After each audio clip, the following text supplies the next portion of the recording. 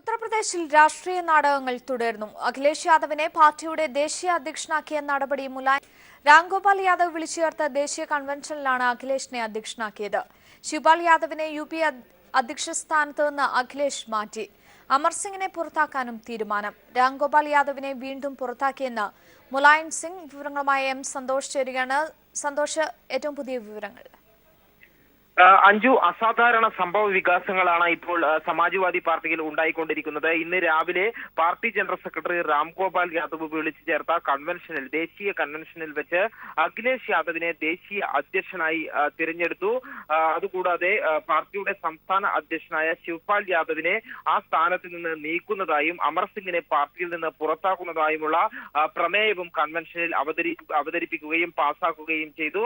എന്നാൽ ഈ കൺവെൻഷൻ നിയമവിരുദ്ധമാണ്, അല്ലെങ്കിൽ പാർട്ടിയുടെ ഭരണഘടനയ്ക്ക് എതിരാണ് എന്നുള്ള നിലപാടാണ് മുലായം സിംഗ് യാദവ് സ്വീകരിക്കുന്നത്. അതുകൊണ്ട് തന്നെ കൺവെൻഷനിൽ വച്ചുണ്ടായ തീരുമാനങ്ങൾ അംഗീകരിക്കാൻ കഴിയില്ല എന്ന് പറഞ്ഞുകൊണ്ട് മുലായം സിംഗ് യാദവ് അത് തള്ളിക്കളയുകയും ചെയ്തു. ജനുവരി 5-ന് പാർട്ടിയുടെ ദേശീയ കൺവെൻഷൻ ചേരുമെന്ന് മുലായം സിംഗ് യാദവ് ഇപ്പോൾ അറിയിച്ചിട്ടുണ്ട്. അതേസമയം തന്നെ ഈ ദേശീയ കൺവെൻഷൻ വിളിച്ചു ചേർത്ത നടപടി അച്ചടക്ക ലംഘനമാണെന്ന് ചൂണ്ടിക്കാട്ടി പാർട്ടി ജനറൽ സെക്രട്ടറി രാംഗോപാൽ യാദവിനെ 6 വർഷത്തേക്ക് പാർട്ടിയിൽ നിന്ന് സസ്പെൻഡ് ചെയ്യുകയും ചെയ്തു. കഴിഞ്ഞ ദിവസം മിനിഞ്ഞാന്ന് രാംഗോപാൽ യാദവിനെയും അഖിലേഷ് യാദവിനെയും പാർട്ടിയിൽ നിന്ന് 6 വർഷത്തേക്ക് സസ്പെൻഡ് ചെയ്തിരുന്നു. എന്നാൽ ഇന്നലെ തന്നെ ഇരുവരെയും തിരിച്ചെടുക്കുകയായിരുന്നു. അതിനുശേഷമാണ് ഇപ്പോൾ വീണ്ടും രാംഗോപാൽ യാദവിനെ പാർട്ടിയിൽ നിന്നും പുറത്താക്കിയിരിക്കുന്നത്. അതേസമയം തന്നെ ഇരുവിഭാഗങ്ങൾ, അഖിലേഷ് യാദവ് പക്ഷവും മുലായം സിംഗ് യാദവ് പക്ഷവും തമ്മിൽ ഇരുവിഭാഗത്തിന്റെയും നിർണായക കൂടിയാലോചനകൾ, നേതാക്കൾ തമ്മിലുള്ള യോഗവും പുരോഗമിക്കുകയാണ്. ഏതായാലും ജനുവരി 5-ന് ഈ കൺവെൻഷൻ നിശ്ചയിക്കാനുണ്ടായ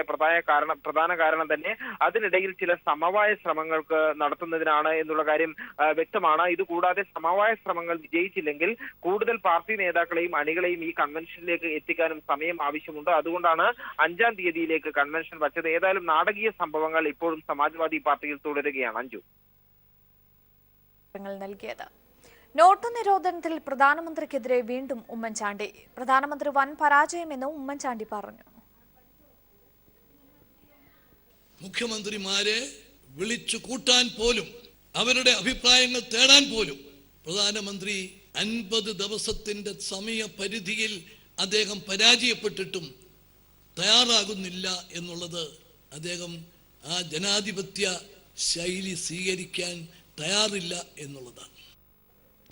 നോട്ടുമാറ്റത്തിന് ശേഷമുള്ള രാജ്യത്തെ ആദ്യ സംസ്ഥാന തെരഞ്ഞെടുപ്പ് തീയതികൾ ജനുവരി 4-ന് പ്രഖ്യാപിക്കും. ഇതിനുള്ള ഒരുക്കങ്ങൾ ദില്ലിയിൽ കേന്ദ്ര തെരഞ്ഞെടുപ്പ് കമ്മീഷൻ പൂർത്തിയാക്കി. ഉത്തർപ്രദേശ്, പഞ്ചാബ് അടക്കം 5 സംസ്ഥാനങ്ങളാണ് തെരഞ്ഞെടുപ്പിലേക്ക് നീങ്ങുന്നത്. രാജ്യത്തെ ഏറ്റവും വലിയ സംസ്ഥാനമായ ഉത്തർപ്രദേശിലെ 403 നിയമസഭാ മണ്ഡലങ്ങൾ, പഞ്ചാബിലെ 117 സീറ്റുകൾ തുടങ്ങി നിർണായകമായ തെരഞ്ഞെടുപ്പിലേക്കാണ് പുതുവർഷത്തിൽ രാജ്യം കടക്കുന്നത്. തെരഞ്ഞെടുപ്പ് തീയതി പ്രഖ്യാപനത്തിലുള്ള ഒരുക്കങ്ങൾ ദില്ലിയിൽ കേന്ദ്ര തെരഞ്ഞെടുപ്പ് കമ്മീഷൻ പൂർത്തിയാക്കി. ഇതുപ്രകാരം ജനുവരി 4-ന് ബുധനാഴ്ച തീയതികൾ പ്രഖ്യാപിക്കും. പെരുമാറ്റച്ചട്ടം എപ്പോൾ വേണമെങ്കിലും ഏർപ്പെടുത്തേണ്ടി വരുമെന്നറിയിച്ച് കഴിഞ്ഞയാഴ്ച കമ്മീഷൻ സംസ്ഥാന ചീഫ് സെക്രട്ടറിമാർക്ക് കത്തയച്ചിരുന്നു. കോൺഗ്രസ് ഭരിക്കുന്ന ഉത്തരാഖണ്ഡ്, BJP ഭരിക്കുന്ന ഗോവ, സമാജ്വാദി സർക്കാരുള്ള ഉത്തർപ്രദേശ്, ശിരോമണി അകാലിദളിന്റെ പഞ്ചാബ് തുടങ്ങിയ സംസ്ഥാനങ്ങളിലെ തെരഞ്ഞെടുപ്പ് നിർണായകമാണ്. നോട്ടുമാറ്റ ദുരിതം തീർക്കാനെന്ന പേരിൽ പ്രധാനമന്ത്രി പുറത്തിറക്കിയ ആപ്പിന് അംബേദ്കറുടെ പേരിട്ടത് ഉത്തർപ്രദേശിലെ BSPയുടെ പിന്നോക്ക വിഭാഗ വോട്ടുകൾ ലക്ഷ്യമിട്ട് തന്നെ.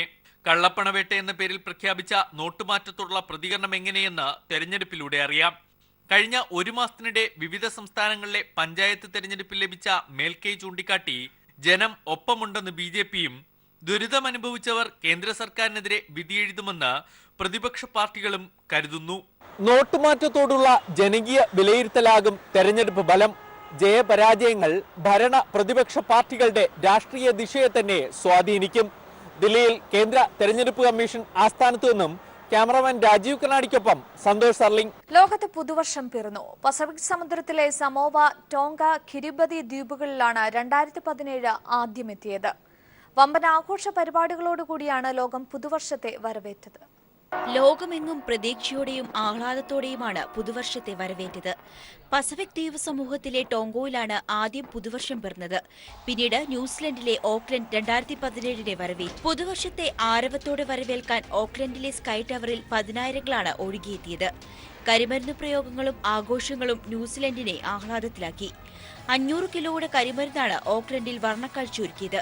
2016 യാത്രയയക്കാൻ ആയിരക്കണക്കിന് പേരാണ് സിഡ്നിയിൽ ഒത്തുചേർന്നത്.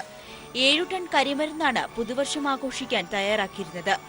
ഇന്ത്യൻ സമയം വൈകുന്നേരം 6:30യോടെയായിരുന്നു ഓസ്ട്രേലിയയിൽ പുതുവർഷം എത്തിയത്. യുഎസിലെ ദ്വീപായ ബക്കർ ദ്വീപിലും ഹൈലാൻഡ് ദ്വീപിലുമാണ് അവസാനമായി പുതുവർഷം കടന്നുവന്നത്. പുതുവത്സരാഘോഷം മധ്യകേരളത്തിലേക്ക് വരുമ്പോൾ അത് പ്രധാനമായും ഫോർട്ട് കൊച്ചിയിലെ പാപ്പാഞ്ഞിയെ കത്തിക്കൽ ചടങ്ങ് തന്നെയാണ്.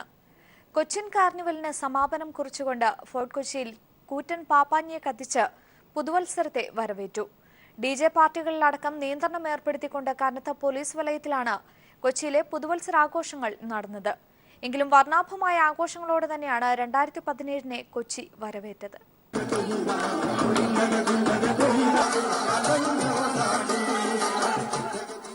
കൊച്ചിയിലെ പുതുവത്സരാഘോഷം അതൊന്നും ഫ്രീക്കാ മച്ചാനെ. ഇത്തവണയും കളറിനും പൊളിക്കും കുറവൊന്നും ഉണ്ടായില്ല. പ്രധാന ആഘോഷം നടക്കുന്ന ഫോർട്ട് കൊച്ചി ബീച്ച് പരിസരത്തേക്ക് ഉച്ചയോടെ തന്നെ ജനപ്രവാഹം ആരംഭിച്ചു. ഓരോ വർഷവും പുതിയ രൂപത്തിലെത്തുന്ന കൂറ്റൻ പപ്പാഞ്ഞിയാണ് 12 മണിവരെ താരം. ഇത്തവണ ബിനാലെ കലാകാരന്മാരുൾപ്പെടുന്ന 20 സംഘം 10 ദിവസത്തെ അധ്വാനത്തിനൊടുവിലൊരുക്കിയ 37 അടി നീളമുള്ള കൂറ്റൻ പപ്പാഞ്ഞി വൈകുന്നേരത്തോടെ ജനങ്ങൾക്ക് കാണാനായി. ആട്ടവും പാട്ടും കൂക്കുവിളികളും ആർപ്പുവിളികളും ഒക്കെയായി 2016 ദുഃഖങ്ങളെല്ലാം അവർ അറബിക്കടലിലേക്ക് ഒഴുക്കിക്കളഞ്ഞു. 12 മണിയോടെ കൂറ്റൻ പാപ്പാഞ്ഞിയെ കത്തിച്ച് 2017 കൊച്ചി വരവേറ്റു. കൊച്ചിക്കാരുടെ പരമ്പരാഗത പുതുവത്സരാഘോഷങ്ങളുടെ ഭാഗമാകാൻ എത്തിയവരിൽ പല പ്രമുഖരും വിദേശികളും സ്വദേശികളും ഒക്കെ ഉൾപ്പെട്ടിരുന്നു. പോയ വർഷത്തെ സംഭവങ്ങളുടെ പശ്ചാത്തലത്തിൽ വൻ സുരക്ഷാ മുന്നൊരുക്കമാണ് കൊച്ചി പോലീസ് ഒരുക്കിയിരുന്നത്. ഫോർട്ട് കൊച്ചിയിൽ പ്രത്യേക കൺട്രോൾ റൂം തുറന്ന പോലീസ് 2000-ഓളം പോലീസുകാരെ നിരത്തിലിറക്കി സുരക്ഷ ശക്തമാക്കി. DJ പാർട്ടികളുടെ നിയന്ത്രണത്തിനൊപ്പം ആഘോഷങ്ങൾ 12:30 മണിക്ക് അവസാനിപ്പിക്കണമെന്ന പോലീസ് നിർദ്ദേശവും പാലിക്കപ്പെട്ടു. വൻകിട ഹോട്ടലുകളിൽ നടന്ന പുതുവത്സരാഘോഷങ്ങൾ പോലീസ് നിർദ്ദേശിച്ചതുപോലെ മങ്ങിയ വെളിച്ചത്തിലല്ല നടന്നത്. ക്ലബ്ബുകൾ, വായനശാലകൾ, സന്നദ്ധ സംഘടനകൾ, യുവാക്കളുടെ കൂട്ടായ്മകൾ അങ്ങനെ തുടങ്ങി ആഘോഷവേദികളിൽ ആയിരങ്ങൾ പങ്കെടുത്ത വർണ്ണാഭമായ പരിപാടികളോടെ തന്നെയാണ് മധ്യകേരളവും പ്രത്യേകിച്ച് കൊച്ചിയും 2017 വരവേറ്റത്. അലക്സ്, റാം മുഹമ്മദ്, കൊച്ചി. പാട്ടും നൃത്തവും വെടിക്കെട്ടുമൊക്കെയായി ആഘോഷപൂർവ്വമാണ് തലസ്ഥാനവാസികളും പുതുവത്സരത്തെ വരവേറ്റത്. കോവളത്തും ശംഖുമുഖത്തും വർക്കലയിലുമാണ് പ്രധാന പരിപാടികൾ നടന്നത്. പോലീസ് കനത്ത സുരക്ഷ ഒരുക്കിയിരുന്നുവെങ്കിലും ആഘോഷരാവിന്റെ മാറ്റ് ഒട്ടും കുറഞ്ഞില്ല. ആരവങ്ങളുടെയും ആർപ്പുവിളികളുടെയും ഉന്മാദം പുരണ്ട രാവ്. പാട്ടും നൃത്തവുമായി അടിച്ചുപൊളിച്ച് യുവതി യുവാക്കൾ. ആഘോഷത്തിന് മാറ്റുകൂട്ടാൻ വെടിക്കെട്ടും കൂടിയായപ്പോൾ പുതുവത്സരം പൊടിപൊടിച്ചു. സംസ്ഥാന തലസ്ഥാനമായ തിരുവനന്തപുരത്ത് കോവളം, ശംഖുമുഖം, തൈക്കാട് പോലീസ് ഗ്രൗണ്ട് എന്നിവിടങ്ങളിലാണ് പ്രധാനമായും പരിപാടികൾ അരങ്ങേറിയത്.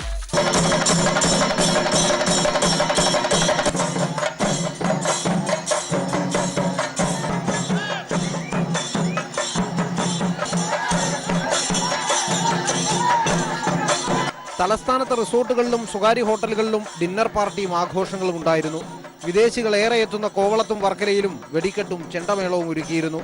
രാത്രിയിൽ കടലിലിറങ്ങുന്നതിന് ലൈഫ് ഗാർഡും പോലീസും വിലക്കേർപ്പെടുത്തി. 4 സ്റ്റാർ വരെയുള്ള ബാറുകൾ അടച്ചതിനു ശേഷമുള്ള ആദ്യ പുതുവത്സരാഘോഷത്തിനായി പലരും സ്വകാര്യ ഹോട്ടലുകളെയും ഭവനങ്ങളെയുമാണ് മുഖ്യമായും ആശ്രയിച്ചത്. ബിവറേജ് ഔട്ട്ലെറ്റുകളിൽ ബിയറും വീര്യം കൂടിയ മദ്യവും റെക്കോർഡ് വിൽപ്പനയാണ് നടത്തിയത്. അടുപ്പിച്ച് അവധി ദിനങ്ങൾ കൂടിയെത്തിയതോടെ പുതുവത്സരം ആഘോഷിക്കാൻ ആബാലവൃദ്ധം ജനങ്ങൾ ഒഴുകിയെത്തി.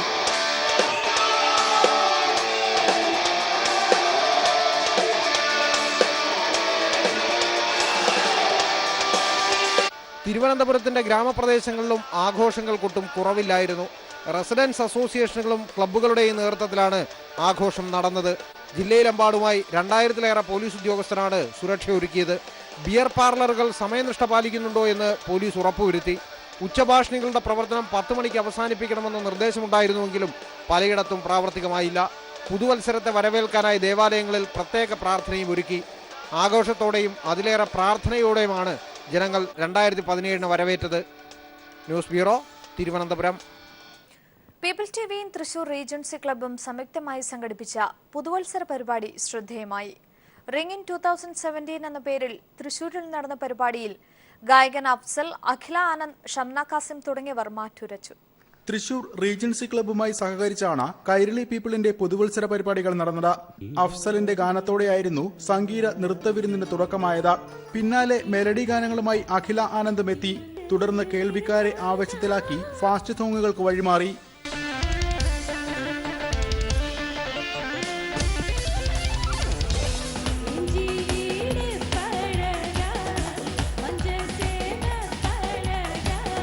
ചടുല താളത്തിനൊപ്പം പ്രൊഫഷണൽ ഡാൻസർമാരുടെ ചുവടുകളും എത്തിയത് ആഘോഷത്തിന് കൊഴുപ്പേകി.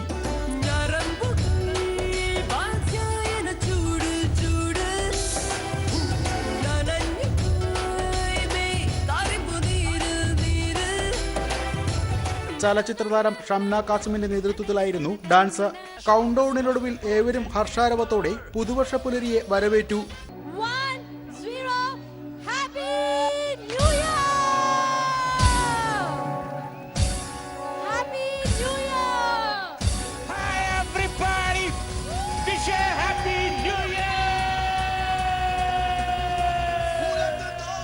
Kairali TV programme director Somakumar, general manager Prathap Chandran, DGM Jayashankar, regency club president CV Mathew, secretary Jose Thattil തുടങ്ങിയവർ പങ്കെടുത്തു.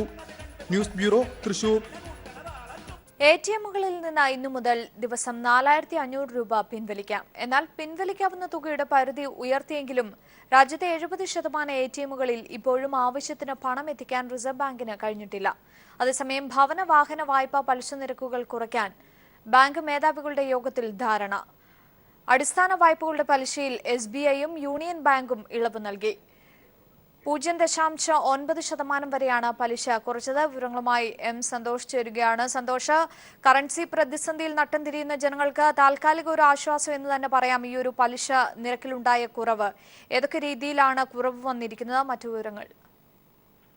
അഞ്ജു, നോട്ട് നിരോധനത്തിന് ശേഷം ബാങ്കുകളിൽ പണം കുമിഞ്ഞുകൂടിയ സ്ഥിതിവിശേഷമുണ്ട്. ബാങ്കുകളിലെല്ലാം കൂടി പഴയ അസാധുവാക്കിയ 500,000 രൂപ നോട്ടുകൾ തിരിച്ചെത്തിയത് ഏതാണ്ട് 15 ലക്ഷം കോടിയോളം രൂപ തന്നെ വരും. ഈ ഒരു സാഹചര്യത്തിലാണ് വായ്പകൾ പ്രോത്സാഹിപ്പിക്കുന്നതിനായി ബാങ്കുകൾ പലിശ നിരക്ക് കുറയ്ക്കുക എന്നുള്ള ഒരു തന്ത്രം സ്വീകരിച്ചിരിക്കുന്നത്.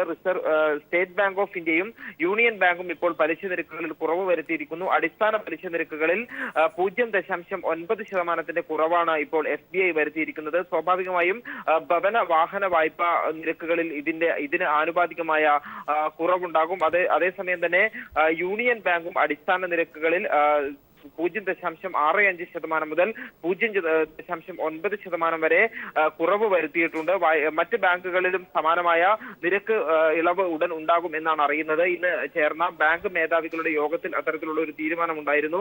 കഴിഞ്ഞ ദിവസം പ്രധാനമന്ത്രി ബാങ്കുകളോട് പലിശ നിരക്ക് കുറക്കണം എന്നുള്ള തരത്തിൽ ഉള്ള ചില നിർദ്ദേശങ്ങൾ നൽകിയിരുന്നു. അതിന്റെ അടിസ്ഥാനത്തിൽ കൂടിയാണ് ഇപ്പോൾ ഇത്തരത്തിലുള്ള ഒരു നീക്കമുണ്ടായത്. അതേസമയം തന്നെ നോട്ട് നിരോധനത്തിന്റെ 50 ദിവസം പൂർത്തീകരിച്ച് ഇന്നലെ പ്രധാനമന്ത്രിയുടെ പ്രഖ്യാപനവും കഴിഞ്ഞെങ്കിലും ഇന്നും ATMകളിൽ പണമില്ലാത്ത സ്ഥിതിവിശേഷം തന്നെയാണുള്ളത്. രാജ്യത്തെ 70%-ഓളം ATMകളും ആവശ്യമായ പണം നിറക്കാൻ സാധിച്ചിട്ടില്ല. അതുകൊണ്ട് തന്നെ ATMന് മുന്നിലുള്ള നീണ്ട ക്യൂ ഇപ്പോഴും എല്ലാ സ്ഥലങ്ങളിലും ദൃശ്യമാണ്. നാളെ പ്രത്യേകിച്ചും ശമ്പള ദിവസമായതുകൊണ്ട് തന്നെ നാളെ പ്രതിസന്ധി കൂടുതൽ രൂക്ഷമാകും എന്നുള്ളതാണ് ഇപ്പോൾ വിലയിരുത്തപ്പെടുന്നത്. കാരണം ആവശ്യത്തിന് പണം ബാങ്കുകളിലും ATMകളിലും എത്തിക്കാൻ ഇതുവരെ സാധിച്ചിട്ടില്ല. അതുകൊണ്ട് തന്നെ നാളെ ഈ ധന പ്രതിസന്ധി അല്ലെങ്കിൽ കറൻസി പ്രതിസന്ധി രൂക്ഷമാകും എന്നുള്ള വിലയിരുത്തലാണ് ഇപ്പോൾ ഉള്ളത്. അഞ്ജു, ശരി, സന്തോഷാണ് വിവരങ്ങൾ നൽകിയത്. പുതുവത്സര ആഘോഷത്തിനിടെ തുർക്കിയിലെ ഇസ്താംബൂളിൽ നിശ ക്ലബിലുണ്ടായ വെടിവെപ്പിൽ 39 പേർ കൊല്ലപ്പെട്ടു. 45ഓളം പേർക്കാണ് പരിക്കേറ്റത്. സാന്താക്ലോസിന്റെ വേഷത്തിലെത്തിയ അക്രമി വെടിയുതിർക്കുകയായിരുന്നു. സംഭവം ഭീകരാക്രമണമാണെന്നാണ് പ്രാഥമിക നിഗമനം. ഇസ്താംബൂളിലെ ഓർട്ടാക്കോയ് മേഖലയിലെ റെയ്ന നിശ ക്ലബിലാണ് പ്രാദേശിക സമയം പുലർച്ചെ 1:30 ആക്രമണമുണ്ടായത്. സാന്താക്ലോസിന്റെ വേഷത്തിലെത്തിയ അക്രമി പുതുവത്സരാഘോഷത്തിൽ പങ്കെടുക്കുന്നവർക്ക് നേരെ വെടിയുതിർക്കുകയായിരുന്നു. ആക്രമണത്തിൽ ഒരു പോലീസ് ഉദ്യോഗസ്ഥൻ ഉൾപ്പെടെ നിരവധി പേർ കൊല്ലപ്പെട്ടു. 40ഓളം പേർക്ക് പരിക്കേറ്റിട്ടുണ്ട്. സംഭവ സമയത്ത് 600ഓളം പേർ ക്ലബിൽ ഉണ്ടായിരുന്നതായാണ് റിപ്പോർട്ട്. പെട്ടെന്നുണ്ടായ ആക്രമണത്തിൽ ചിലർ തൊട്ടടുത്തുള്ള പുഴയിലേക്ക് എടുത്തുചാടി രക്ഷപ്പെടുകയായിരുന്നു. വെടിവെപ്പ് നടത്തിയ അക്രമിയെക്കുറിച്ച് കൂടുതൽ വിവരങ്ങൾ ലഭ്യമായിട്ടില്ല. ഒന്നിലധികം അക്രമികൾ ഉണ്ടായിരുന്നതായും ദൃക്സാക്ഷികൾ പറയുന്നു. സംഭവം ഭീകരാക്രമണമാണെന്ന് ഇസ്താംബുൾ ഗവർണർ വാസിഫ് സഹിൻ പറഞ്ഞു. അക്രമി അറബി ഭാഷയാണ് സംസാരിച്ചതെന്നും വാർത്താ ഏജൻസി റിപ്പോർട്ട് ചെയ്തു. തുർക്കിയിൽ ഭീകരാക്രമണ ഭീഷണിയുള്ളതായി നേരത്തെ തന്നെ റിപ്പോർട്ട് ചെയ്തിരുന്നു. തുടർന്ന് 17,000ഓളം പോലീസ് സേനയും വിവിധ ഭാഗങ്ങളിൽ വിന്യസിച്ചിരുന്നു. News desk. രാഷ്ട്രീയ സംഘർഷങ്ങൾ ഇല്ലാതാക്കാൻ പാർട്ടി നേതൃത്വങ്ങൾ മുൻകൈയെടുക്കണമെന്ന് CPIM സംസ്ഥാന സെക്രട്ടറി കോടിയേരി ബാലകൃഷ്ണൻ. ആവശ്യമെങ്കിൽ പ്രശ്നങ്ങൾ പരിഹരിക്കാൻ ഉഭയകക്ഷി ചർച്ചകൾ നടത്തണമെന്നും കോടിയേരി പറഞ്ഞു. അതേസമയം BJP സംസ്ഥാന അധ്യക്ഷൻ കുമ്മനം രാജശേഖരൻ വിഷയത്തിൽ നിലപാട് വ്യക്തമാക്കിയില്ല. സ്വന്തം പാർട്ടിയിലെ നേതാക്കൾ തമ്മിൽ കാണിക്കാത്ത പരസ്പര ബഹുമാനം എങ്ങനെ മറ്റു പാർട്ടി നേതാക്കളോട് കാണിക്കുമെന്ന് VD സതീശനും ശിവഗിരിയിൽ നടന്ന സംഘടനാ സമ്മേളനത്തിൽ തുറന്നടിച്ചു. ശിവഗിരി തീർത്ഥാടനത്തിന്റെ ഭാഗമായി സംഘർഷമില്ലാത്ത സംഘടനാ പ്രവർത്തനം എന്ന സംഘടനാ സമ്മേളനത്തിലാണ് നേതാക്കൾ നിലപാട് വ്യക്തമാക്കിയത്. കേരളത്തിൽ രാഷ്ട്രീയ സംഘർഷങ്ങളെക്കാൾ അധികം നടക്കുന്നത് മതത്തിന്റെ പേരിലുള്ള കൊലപാതകങ്ങളാണ്. രാഷ്ട്രീയ സംഘർഷങ്ങൾ ഇല്ലാതാക്കാൻ പാർട്ടി നേതൃത്വങ്ങൾ മുൻകൈയെടുക്കണമെന്ന് സിപിഐഎം സംസ്ഥാന സെക്രട്ടറി കോടിയേരി ബാലകൃഷ്ണൻ പറഞ്ഞു. ആവശ്യമെങ്കിൽ പ്രശ്നങ്ങൾ പരിഹരിക്കാൻ ഉഭയകക്ഷി ചർച്ചകൾ നടത്തണമെന്നും കോടിയേരി സമ്മേളനം ഉദ്ഘാടനം ചെയ്ത് വ്യക്തമാക്കി. ഇന്ന് കേരളത്തിൽ നടന്നുവരുന്ന പല സംഘർഷങ്ങളും ചർച്ചയിൽ കൂടി പരിഹരിക്കണം. ഈ സമ്മേളന വേദിയിൽ പ്രമുഖ രാഷ്ട്രീയ നേതാക്കന്മാരുണ്ട്. പലപ്പോഴും പല നിലയിൽ നടക്കുന്ന സംഘർഷങ്ങൾ കേരളത്തിന്റെ പേര് ദേശീയ തലത്തിൽ തന്നെ തെറ്റായ സന്ദേശങ്ങൾ നൽകാൻ ഇടവരുത്തുന്നുണ്ട്. ഇത് കണക്കിലെടുത്ത് ഇതിനാവശ്യമായ സംവാദങ്ങൾ, ചർച്ചകൾ രാഷ്ട്രീയ നേതൃത്വങ്ങൾ ആരംഭിക്കണം. ആവശ്യമാണെങ്കിൽ ഉഭയകക്ഷി ചർച്ചകൾ നടത്തണം. സംഘർഷങ്ങൾ ദേശീയ തലത്തിൽ തെറ്റായ പ്രചരണത്തിന് ഇടയാക്കുന്നുണ്ട്. കൊലപാതകങ്ങൾ നടന്നാൽ രാഷ്ട്രീയ എതിരാളികളുടെ തലയിൽ കെട്ടിവയ്ക്കാതിരിക്കുകയും അന്വേഷണ ഏജൻസികളെ ഉപയോഗിച്ച് കള്ളസാക്ഷിയെ സൃഷ്ടിക്കാതിരിക്കുകയും ചെയ്താൽ സംഘർഷങ്ങൾ ഉണ്ടാകില്ലെന്നും കോടിയേരി പറഞ്ഞു. അക്രമം വഴി ഒരു ആശയത്തെയും ഇല്ലാതാക്കാൻ സാധിക്കില്ലെന്നും കോടിയേരി കൂട്ടിച്ചേർത്തു. എന്നാൽ രാഷ്ട്രീയ സംഘർഷങ്ങളിൽ കോടിയേരി മുന്നോട്ട് വെച്ച തുറന്ന ചർച്ചയിൽ ബിജെപി സംസ്ഥാന അധ്യക്ഷൻ കുമ്മനം രാജശേഖരൻ നിലപാട് വ്യക്തമാക്കിയില്ല. രാഷ്ട്രീയ പാർട്ടികൾ തമ്മിലുള്ള അഭിപ്രായ വ്യത്യാസങ്ങൾ അതിരുകടക്കുമ്പോഴാണ് സംഘർഷങ്ങളിലേക്ക് കടക്കുന്നതെന്ന് കുമ്മനം പറഞ്ഞു. കോൺഗ്രസിൽ മൂർച്ഛിച്ച ഗ്രൂപ്പ് പോരിനെ നേരിട്ട് പരാമർശിക്കാതെയായിരുന്നു KPCC vice president V D. Satheesan തുറന്നടിച്ചത്. സ്വന്തം പാർട്ടിയിലെ നേതാക്കൾ തമ്മിൽ കാണിക്കാത്ത പരസ്പര ബഹുമാനം എങ്ങനെ മറ്റു പാർട്ടിയിലെ നേതാക്കളോട് കാണിക്കുമെന്ന് വി.ഡി. സതീശൻ ചോദിച്ചു. വ്യക്തിപരമായി ഉണ്ടാകുന്ന ലാഭനഷ്ടങ്ങൾ സംഘടനയിൽ ചാരിവെക്കുന്നത് ശരിയല്ലെന്നും അദ്ദേഹം പറഞ്ഞു. സ്വന്തം രാഷ്ട്രീയ പാർട്ടിയിലെ നേതാക്കൾ തമ്മിൽ ഒരു പരസ്പര ബഹുമാനവും സ്നേഹവും ബന്ധവും ഉണ്ടാകണം. അതുപോലും ഇല്ലാതിരിക്കുന്ന ഒരു നാട്ടിൽ മറ്റു രാഷ്ട്രീയ പാർട്ടിയിൽപ്പെട്ട നേതാക്കളെ എങ്ങനെയാണ് ബഹുമാനിക്കാൻ കഴിയുന്നത്? വ്യക്തിയുടെ താല്പര്യങ്ങളെ സംഘടനയ്ക്ക് വിധേയമാക്കുമ്പോൾ സംഘടന എന്നുള്ള വാക്കിന് പോലും അർത്ഥമില്ലാതായി മാറും. സംസ്ഥാനത്ത് രാഷ്ട്രീയ പാർട്ടികൾക്കുള്ളിലെ ഗ്രൂപ്പിസം പോലെ മതസംഘടനകൾക്കുള്ളിലെ ഗ്രൂപ്പിസം ശക്തിപ്പെടുന്നതായും സതീശൻ കുറ്റപ്പെടുത്തി. A Sampath MP, Binoy Viswam തുടങ്ങിയവരും വിഷയത്തിൽ സംസാരിച്ചു. News bureau, Thiruvananthapuram. കഴിഞ്ഞ 16 വർഷമായി ശബരിമലയിൽ അനൗൺസ്മെന്റ് ജോലി ചെയ്യുകയാണ് ശ്രീനിവാസ് സ്വാമി.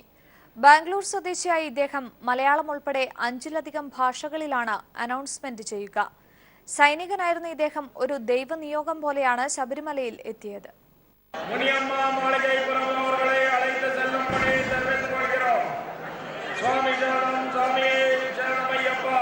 കഴിഞ്ഞ 16 വർഷമായി ശ്രീനിവാസ് സ്വാമി ദേവസ്വം പബ്ലിക് റിലേഷൻ ഓഫീസിലെ അനൗൺസറാണ്. ശബരിമലയിലെത്തുന്ന കോടിക്കണക്കായ അയ്യപ്പ ഭക്തന്മാർക്ക് തമിഴ്, തെലുങ്ക്, ഇംഗ്ലീഷ്, ഹിന്ദി, മലയാളം എന്നീ ഭാഷകളിൽ അറിയിപ്പുകൾ നൽകുകയാണ് പ്രധാന ജോലി. മാതൃഭാഷ കന്നഡയാണെങ്കിലും സന്നിധാനത്തെ പബ്ലിക് റിലേഷൻ ഓഫീസിൽ നിന്നും 6 ഭാഷകളിൽ വളരെ ഭംഗിയായാണ് ഇദ്ദേഹം അറിയിപ്പുകൾ നൽകുന്നത്. ഞാനിവിടെ 17 കൊല്ലമായി സർവീസ് ചെയ്യാൻ തുടങ്ങി.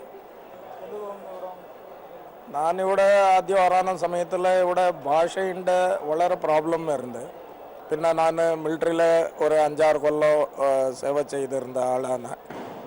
ആ സമയത്തുള്ള എനിക്ക് കുറച്ച് എല്ലാ ഭാഷകളും പഠിക്കാൻ ഒരു ഇതായി.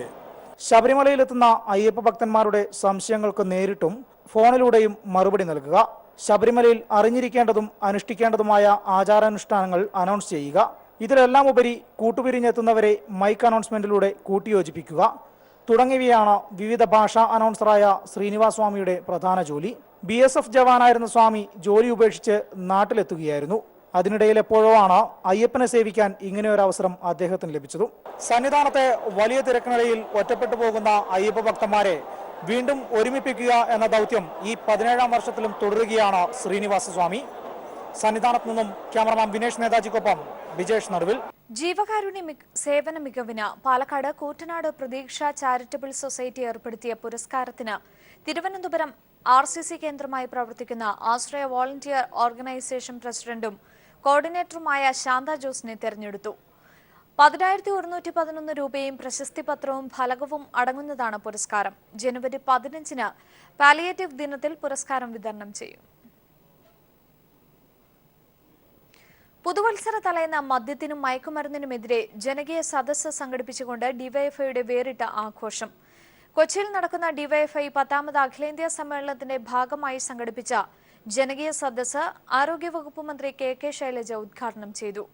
മദ്യവും മയക്കുമരുന്നും പ്രശ്നപരിഹാരങ്ങൾക്കുള്ള മാർഗങ്ങളല്ലെന്ന് പുതുതലമുറയെ ബോധ്യപ്പെടുത്തണമെന്ന് കെ ശൈലജ പറഞ്ഞു. പരിപാടിയുടെ ഭാഗമായി നടന്ന നാടൻ പാട്ടുമേള ശ്രദ്ധേയമായി. പുതുവത്സരാഘോഷ തിമിർപ്പിൽ ലോകം മതിമറന്ന് ആഘോഷിക്കുമ്പോഴാണ് ഡിവൈഎഫ്ഐ എറണാകുളം ജില്ലാ കമ്മിറ്റിയുടെ നേതൃത്വത്തിൽ വേറിട്ട ആഘോഷം മറൈൻ ഡ്രൈവിൽ നടന്നത്. എറണാകുളം പുല്ലേപ്പടിയിൽ മദ്യത്തിനും മയക്കുമരുന്നിനും അടിമയായ യുവാവ് കൊലപ്പെടുത്തിയ 10 വയസ്സുകാരൻ റിസ്റ്റിയുടെ മാതാവ് ലഹരിക്കെതിരായ ദീപം തെളിയിച്ചു നൽകി. തുടർന്ന് ദീപശോഭയിൽ ലഹരിക്കെതിരായ പ്രതിജ്ഞ ചൊല്ലി പരിപാടിക്ക് തുടക്കം കുറിച്ചു. മദ്യപാനം ഇന്ന് സ്റ്റാറ്റസ് സിംബലായി മാറിയിരിക്കുകയാണെന്നും ലഹരി ഉപയോഗത്തിനെതിരെ വലിയ യുദ്ധം തന്നെ നടത്തണമെന്നും പരിപാടി ഉദ്ഘാടനം ചെയ്യവേ ആരോഗ്യവകുപ്പ് മന്ത്രി കെ ശൈലജ പറഞ്ഞു. പ്രശ്നപരിഹാരത്തിന് മദ്യം യുക്തമല്ല എന്ന് പുതുതലമുറയെ ബോധ്യപ്പെടുത്തുകയാണ് നമ്മൾ ഏറ്റവും പ്രധാനമായിട്ട് ചെയ്യേണ്ടത്. പ്രശ്നത്തെ നേരിടാൻ കഴിയുന്ന ഒരു സമൂഹത്തിന് മാത്രമേ മദ്യം വർജിക്കാൻ കഴിയുകയുള്ളൂ. ആരോഗ്യവകുപ്പ് ഈ അമിത മദ്യപാനത്തിനെതിരായിട്ട് മദ്യവർജനത്തിന് വേണ്ടി ആരോഗ്യവകുപ്പിന്റെ ക്യാമ്പയിനും തുടരുന്നുണ്ട്. ഞങ്ങൾ ആരംഭിച്ചിട്ടുണ്ട്. നാടൻ പാട്ടിന്റെ ചൂടും ചൂരും ശീലും വേഗവും DJ പാർട്ടികളെ വെല്ലുന്നതായി.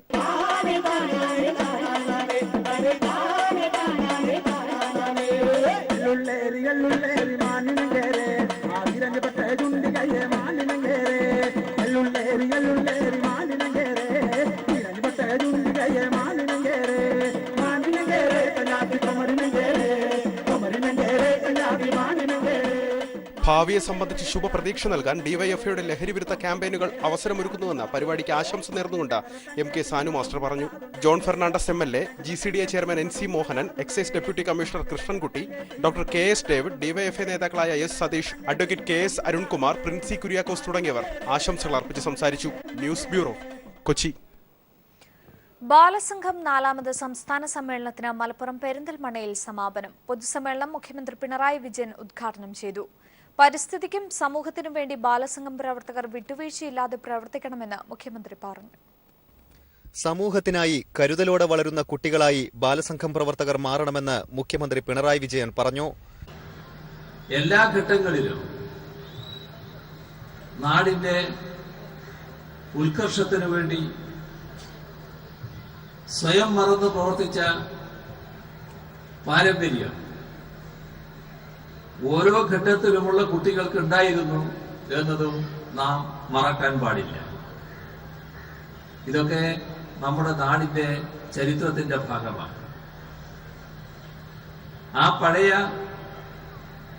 ചരിത്രത്തിന് നിരക്കുന്ന വിധത്തിൽ നാടിനോടും ജനങ്ങളോടും കൂറുള്ളവരായി കുട്ടികൾക്ക് വളരാൻ കഴിയണം.